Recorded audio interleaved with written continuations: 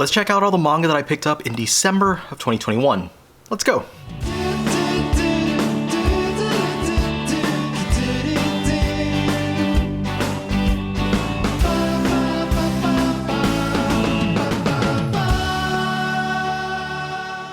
So we're here at the final manga haul of 2021. It's crazy that we're already at the end of the year, but the holidays have come and gone. We're about to head into 2022, and Right Stuf Anime had a bunch of sales, as they tend to during the holidays. So I did pick up a little bit extra than I was originally planning to. Here we are. So let's go ahead and jump on into them, and I'm gonna break this up the way I usually do, where I talk about new releases first, and then I go into all of the other pickups that I had, not new releases, not recent releases at least. So let's start off with the Viz Media stuff in my new releases. We've got Jujutsu Kaisen Volume 13, Chainsaw Man Volume 8, One Piece Volume 98, so we're really quickly approaching that 100th volume being released in English. Volume 19 of We Never Learn. This one is going to be ending pretty soon as well in English. Kaiju number 8, Volume 1. This is a fantastic series. I highly recommend it. If you haven't tried it out yet, I highly recommend checking it out on the Viz or Shonen Jump apps. You can read the first few chapters for free. It's a great action series, and I'm a little bit biased because I love kaiju stuff. I love Godzilla, Gamera, etc. But this is a ton of fun. Highly recommend it again. Kaguya-sama Love is War Volume 21. And then we've got Komi Can't Communicate Volume 16, another series that I absolutely love. This one's just very cute, very wholesome. Then we've got some stuff from Viz's Signature line. This is one that's been highly anticipated. We've been waiting for this volume for literally years, but finally we have the physical English release of Real Volume 15 from Takehiko Inoue. This one was on a pretty long hiatus, but he finally came back to it, I think a couple years ago, and started releasing chapters either every other month or quarterly. And the physical volume came out last December or last November in Japan, and so now we finally have it in English. And I'm very excited because Inoue is one of my favorite creators, and Real is fantastic. I wish they could have had all the previous volumes reprinted before 15 came out, so that everyone who had not been able to experience the series yet would have a chance to read it. Unfortunately, it wasn't able to be done, but hopefully they'll reprint the title in the near future so everyone can jump on it soon. From Rumiko Takahashi, we've got Mesonikoku Volume 6 of the new editions. This is my first time that I'm reading this series, and it's been a lot of fun so far. I'm a big Takahashi fan. I do plan on hopefully doing a video about all of her works in the future, similar to what I just did with Naoki Urasawa. So if you checked out that video and enjoyed it, I've got a lot of other creators up my sleeves, I guess, that I'm planning on making videos about, her included. Next up, Volume 9, the penultimate volume of Levius S. This is a fun action series. It's not too deep, not too substantial, but it's just a lot of fun, a lot of action, and this is the next to last volume of that series, so it's almost done. Volume 24 of one of my absolute favorite ongoing series currently, Golden Kamuy. This series is amazing. It's absolutely amazing. I highly recommend it. I talk about how great it is every single time I get a new volume, and this time is no different. It is coming to its close in Japan sometime in the near future, as far as what the creator has said. Probably will end this year, which means it's probably going to be another 2-3 years before we get the last volume in English. So we still got a good amount of Golden Kamuy left to enjoy. And then we've got Volume 15 of the hardcover releases of Full Metal Alchemist. I absolutely love this series as well. Arakawa is another creator that I'm probably going to do a profile video about in the future. I did own and read the entire series in paperbacks before, but then when they announced that they were going to be releasing these hardcovers, I had to jump on that because these are fantastic looking. I absolutely love the way that those hardcovers look. All right, and then one more hardcover from Viz, and this is part of the Shonen Jump line, and another thing that I was super excited to see released, and that is Akira Toriyama's Manga Theater. This huge, like 600-page hardcover collects. It's a compilation of the 3 Manga Theater volumes that were released in Japan, put into a single volume, and those themselves were compilations of all of Toriyama's earlier works, his one-shots and stuff like that, into compilation volumes. So this is something really exciting, especially for fans of Toriyama, of Dragon Ball, Dr. Slump, etc. This book is really exciting because it has a lot of material in there that has never been released in English before, and now that we have it, this is another creator that I want to do a profile video on. Alright, now we got a few books from Kadokawa and Vertical.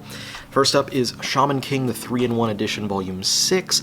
I'm enjoying these. I'm glad that they're putting this back out into print because Shaman King was a series that was not terribly easy to get before Kodansha started reprinting them. And I know that a lot of people are not crazy about the 3-in-1 format, especially in like standard sized paperbacks like this.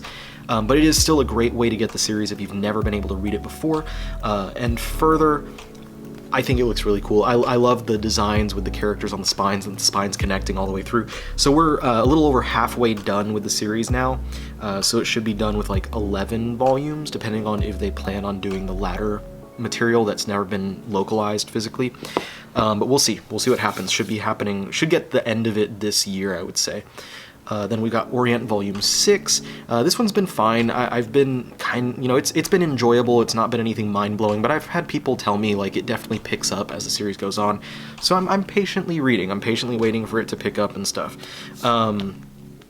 And then we've got the final volume of Ajin Demi-Human. This one is a lot of fun. It's one of the quickest reads that I have every time a new volume comes out. Like, I'm currently reading this one right now, and it probably took me like less than 10 minutes to get through that amount of the book. But it is a fun series, a lot of great action. I can't wait to see how that one wraps up.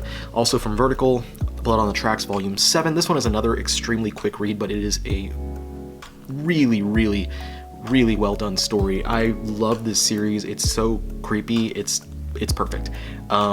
So this one's probably going to be one of my next reads after I finish Ajin because, again, it's a quick read. I get through it so quickly that I'm just starving for more immediately after finishing the volume.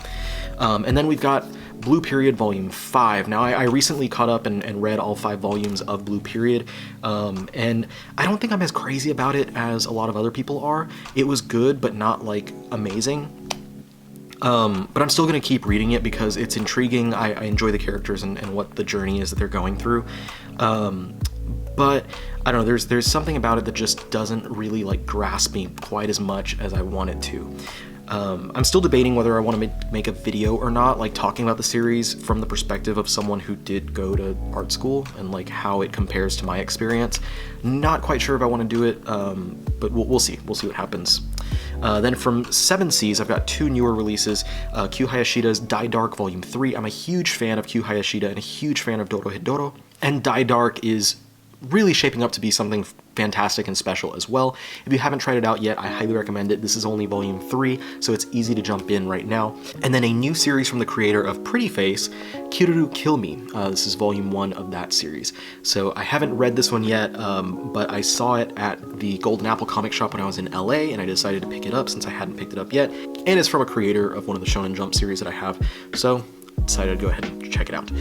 Then from Yen Press, we have one book. We've got Miruko-chan Volume 4. I think I was late in picking this one up. I think it came out in November, but then I accidentally forgot to order it, so I grabbed it with my December haul. But I really enjoy this series. I love the juxtaposition between the comedy and the horror, and like the horrific aspect of it actually being pretty scary. Like, the way that the monsters and ghouls and stuff are drawn is actually pretty creepy in comparison to like a lot of horror comedy doesn't really take the horror aspect as serious, I guess, is the way to say it. Volume 8 of High Score Girl. This is a 10-volume series, so we're closing in on the end of this one as well, and this is from Square Enix. This is a really nice, wholesome series. I really enjoy it every time new volumes come out. If you're someone who grew up around the early 90s and stuff, playing Super Nintendo games like Street Fighter, and you'll find a lot to enjoy out of this series. Volume 9 of Otherworldly Izakaya Nobu. So the newest volume of this series based on some light novels. And the highly anticipated Volume 3 of Kaiji from Denpa. Now, we've been waiting for this one for quite a while. Like, the breaks between each volume of this series are insane because they just keep getting delayed, and there's no telling how long it's going to take before Volume 4 comes out, because I think it's planned, like it's currently scheduled pretty soon, but we'll see it drift down the schedule for a while. Just printer issues causing this stuff to happen, but I'm very excited to finally get this 3rd volume available in English. The first arc of Kaiji, I had watched the Chinese film adaptation, so I knew basically what was going to happen. But I haven't read anything past that, and I haven't seen anything past that, so this is going to be new material for me, and I'm really excited. And then Manhwa, The Breaker Volume 1. This is another one that I picked up over at the Golden Apple Comics in LA. Really excited about reading this one because I've heard so many good things about it. I had to pick it up, and the cover just looks really cool, so I'm really excited to check it out and see why people were so hyped about it. So those are all the newer releases. Now let's dive into some of the older releases, some of the older books that I picked up during the month of December. All right, so first up, we've got a couple of much older titles that I'm really excited to finally be adding into my collection. Both of these, it's just partial. I didn't grab the whole series. But first off, another thing that I found when I was at Golden Apple in LA were 3 volumes of Kon. So this is volumes 1, 3, and 4. Unfortunately, they didn't have any of the other volumes of the series, but they were selling these for $3 a piece. So when I saw them, I had to jump on them. Next up, we have a series that I've been dying to add to my collection for the longest time, and finally, I bought 6 out of the 10 volumes. So hopefully in my next haul for next month, I'll have the rest of the series to show y'all. But we've got Barefoot Gen, and I got the hardcover editions of this series from Last Gasp, and these are beautiful, beautiful books. So this is volume 1, volume 2, volume 3, and then I don't have 4 just yet, but here's volume 5. I don't have 6 or 7 yet either, but here's volume 8. And volume 9, and then I don't have volume 10 yet, so need to get 4, 6, 7, and 10, and then I'll have all 10 volumes of the series. So hopefully I'll have those 4 in my next haul video, like I was saying, so next month I'll have wrapped up this title. But I've been really wanting to add Barefoot Gen into my collection for a long time, so it's very nice to finally be able to add it, and in such beautiful hardcover editions as well. Anyway, moving on to the next stack. So I don't often get much from 7 Seas, but there are a few releases of theirs that I have been looking forward to picking up. And this is one that I'd heard a lot of good about, but never grabbed, and that is Blue Giant. These are really nice looking volumes. I really love the way these are put together. I'm usually not much of a fan of the way that 7 Seas puts together their releases, because they are much smaller even than the average like standard size volume from Viz. But I love these matte covers. They have some gloss on the title and the character on there. They do the same on the spine and on the back cover. These are really, really nicely done releases from 7 Seas. I wish they would put more similar effort into a lot of their other titles. So this is the first 3 of the 2-in-1 omnibus editions of Blue Giant. There will be 5 of these total to wrap up the first series, and I think there's a second series. It's also 10 volumes, and then the third series of Blue Giant is currently ongoing in Japan. So there's plenty of material from Blue Giant. It's just separated into multiple different series. So I got the first 3 of those, and I think the 4th one with volumes 7 and 8 is meant to be released in January, so that should be part of my next haul video. And then from Denpa, I got Shino Can't Say Her Name. This is a Shuzo Oshimi book. This is just a single volume short story. I wanted to get more Oshimi because I've enjoyed everything that I've read of his, and I want to get all of his works so that I can have him added into my creator section. I have like my creator shelf in my library where I have like works of all of my favorite creators in chronological order. So I wanted to do that with Oshimi, and this was an easy one to grab since it's just a single volume. So now I have Happiness on the way, so that'll be part of my next month's haul, and then hopefully I can get Inside Mari pretty soon as well. Speaking of another creator though, that this one actually a lot of people have asked me about constantly, like why I don't have any of his works, and I was never really a big fan of his, but I did finally grab a few volumes of manga by Osamu Tezuka when I was in LA. Grabbed these again from Golden Apple in LA. So the first one is Clockwork Apple. These are all single volume stories. Then second one is The Storm Fairy, and then third we have Under the Air. So I would like to get more Tezuka because he has so much material, so many different series in different genres, in different demographics, that I'm sure there's going to be stuff that I love, stuff that I don't love, but I want to read more of his stuff, and ultimately a goal would be to be able to make a video about Tezuka like I've done for Urasawa recently and other creators before that, but that's going to be a really big project and something that won't be completed until way further down the line. Another legendary creator, though, is the late Satoshi Kon, and I grabbed 2 of his books that were on sale during Right Stuff's holiday sale, Opus and Seraphim, which is actually a collaboration with Mamoru Oshii, the creator of Ghost in the Shell. So I'm really excited about those. I've heard a ton of great things about Opus particularly. So I'm really glad to add that one in my collection. I already had Tropic of the Sea in my collection.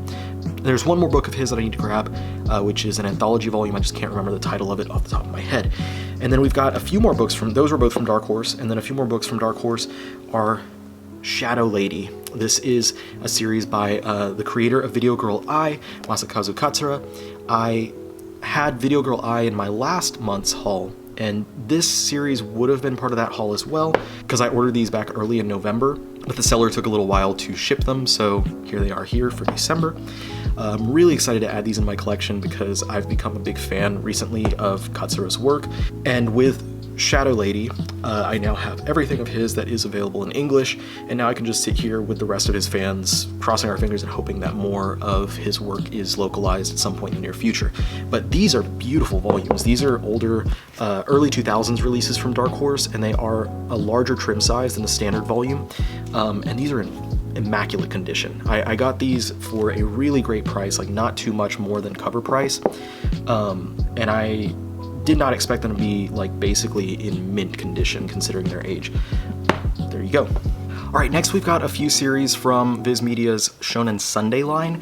I really have been enjoying some of the stuff that they put in that line, so I decided I wanted to check out and pick up some of the other more recent, like currently ongoing titles in that line. And so I picked up 3 of the current Shonen Sunday titles. First off, we've got the romantic comedy series Fly Me to the Moon. This one follows a guy named NASA who is destined to become an astronaut, and then one day he meets a mysterious young woman who is insistent on marrying him, who has some special powers, and it's, they're unaware of why she has, whatever abilities that she has. So I have volumes 1, 2, and then 4, 5, 6, 7, and 8 of this title. Volume 3 is currently unavailable, so I am patiently awaiting stock to come back at Right Stuff so that I can order a copy whenever it comes back. The next one up is Call of the Night. I got volumes 2, 3, volume 4, and the most recent release is volume 5. And that one I haven't been able to grab volume 1 of just yet. I know the anime is coming out pretty soon, so they'll likely have all of the series reprinted just before the anime so that people can get into it. And then here's another one I haven't grabbed volume 1 of just yet because I haven't been able to find one for a good price, and that is Sleepy Princess in the Demon Castle. I grabbed volumes 2 through 16, 16 being the most recent release. And this one's been highly recommended to me by a good friend of mine, Gio, over at A Week in Geekdom, and I really trust his judgment and his taste. He said this is a really great, cute series. Let me know the plot of it. Basically that this princess gets trapped by the Demon King and all this stuff happens, but she's just bored and wants to sleep. So there's a lot of comedy around kind of the juxtaposition of her situation being trapped by a Demon King but just being bored with the situation. So it sounds really cute. I'm looking forward to reading it. Like I said, it's recommended by someone whose tastes I really do trust, so I am sure that I will really enjoy this title. Here's volume 10 of Sleepy Princess, volume 11, 12, 13, 14, 15, and volume 16. Alright, now these last 4 titles that I picked up are all part of the Viz Signature line. One of these was part of the Right Stuff holiday sale, the others I just picked up for one reason or another. So first off, we've got Terraformers. I got volumes 17 through 22. Now, if you've been following my channel for a little while, in my haul videos, often I'll throw in a volume of Terraformers, like I've said in the past, because whenever I need to get like one more book just to reach that free shipping over at Right Stuff, I'll just throw in a volume to reach that, and that's my way that I've been slowly collecting it over time. But I got kind of impatient and I decided to go ahead and grab the rest of it all at once, so I got volume 17 through 22. Next up, if you watched my Naoki Urasawa video that I posted last week, then you'll have seen this series in that video, but I did recently grab volumes 2 through 12 of Master Keaton. It was the only thing of Urasawa's that I did not yet have in my collection. I only had the first volume, so very excited to add that one in there. Urasawa is an absolute genius. If you haven't watched my video about him just yet, go ahead and watch that. I go through his entire bibliography, talk about all the series that he's done that are available in English and the ones that are not available in English, and I give pretty good close looks at all of these Master Keaton books, so you can see what the covers and spines and stuff look like. But I'm excited to finally have this, because like I said, it was the last piece of Urasawa's work that I did not own, did not have in my collection. There's volume 12. All right, this next one is another series that has been recommended to me many times by many people, and I'm very excited to have been finally able to add it into my collection thanks to Right Stuff's holiday sale. And I got volumes 2 through 18 from Right Stuff, but they didn't have volume 1, so I had to buy the first volume of Children of the Whales from eBay. And so I have all 18 volumes now of that series, and I'm really excited because this is a beautifully illustrated series, some of literally the most beautiful volume covers in my entire collection. So it's a fantasy series that takes place in where, like, basically the seas are all sand, and there are these people who live on this floating island called the Mud Whale. These people within the Mud Whale are doing their best to survive, though they've been cut off from their past and their entire history. So, showing off all the beautiful covers. Here's volume 7, volume 8, volume 9, volume 10, 11, 12, 13, 14, 15, 16, 17, and the most recent volume is volume 18. All right, and one more series that I picked up. This one also very excited about because it has been recommended to me by people whose tastes I really trust. It is an award-winning series, and I was very lucky because some of these are pretty hard to find volumes, but I was lucky to find someone selling almost all of the series for significantly undercover price, and that is Oku, the Inner Chambers. So Oku, the Inner Chambers is a historical fiction series based in Edo period Japan, and a disease called the red-face pox has basically ravaged the people of Japan and has killed 75% of the men within the country. So with 75% of the male population having been killed off by this disease, all of the positions that are usually held by men are now being held by women, and the men must be protected because of the fact that they are the givers of life at this point. However, the most beautiful men must serve as part of the shogun's inner chambers. So this series, throughout its run, has won many different awards. In 2008, the author was nominated for an Eisner Award. In 2009, it was the winner for the Osamu Tezuka Cultural Prize. In 2009, it was also the winner of the James Tiptree Award. And then in 2011, it won the Shogakukan Manga Award. So I am very, very excited to add this one into my collection, and to make matters better, it's almost done. It's completed in Japan.